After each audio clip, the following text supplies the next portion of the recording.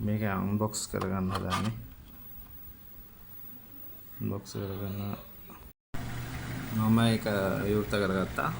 මේකේ කස්ටමර් කියපු හේතුව තමයි මේ ට්‍රිප් ස්විච් එක යනවා කියලා. බලමු. මේක පවර් සප්ලයි වැඩක්. බලමු ප්‍රිපෙයාර් කරගන්න කොහොමද කියලා.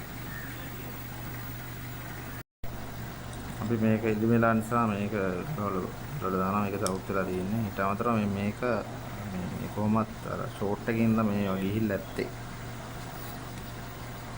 බලමු ෂෝට් එක කොහෙද තියෙන්නේ කියලා. ඒකේ මල්ටිමීටරෙන් බලද්දි මේ ඩයෝඩ් ෂෝට් වෙලා තියෙන්නේ. කියන්නේ මේ DC පැත්ත කැප් එකෙන් උඩ ටික නෙමෙයි පහළ ටික මේ ඩයෝඩ් එතන මේ ටික ෂෝට් වෙලා තියෙන්නේ. බලමු රිපෙයාර් කරලා. ඩයෝඩ් හතරක් තියෙනවා දාන්න. හතරම දාන්න ඕනේ. තව ඊට අමතරව මේ මිලි හෙන්රි 35 මේ ෆිල්ටර් එක දාන්න ඕනේ. ඒක උණු වෙලාම ගිහිල්ලා.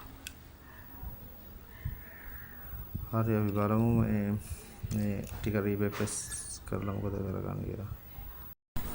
මම ඩයෝඩ් දෙකක් රීප්ලේස් කරා.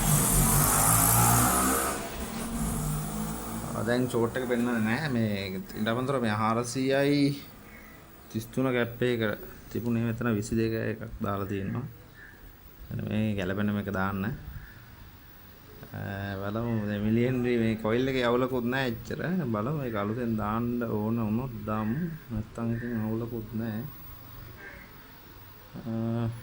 බලමු අපි මේක එකලස් කරලා.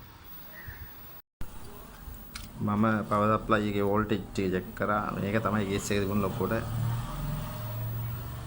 මේ ප්ලග් කරලා තියෙන්නේ බෝඩ් එකට. දැන් අපි බලමු දාලා.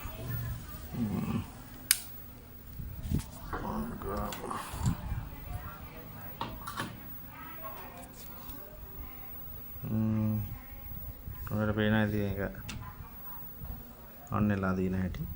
මේක අපි ටීවී එකටත් ගහලා බලන්න ඕනේ. දැන් ඉතින් මේ පේන තාලට නම් ඉතින් මේ දැන් මේ ෆෝල්ට් එක හරි. no power එකක් තමයි මේ හැදුවේ.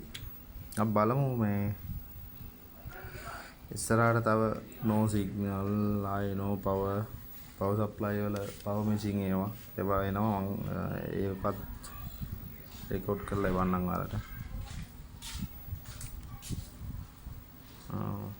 මම අර ඔන්න වෙන සිග්නල් එක ඇවිල්ලා තියෙන්නේ.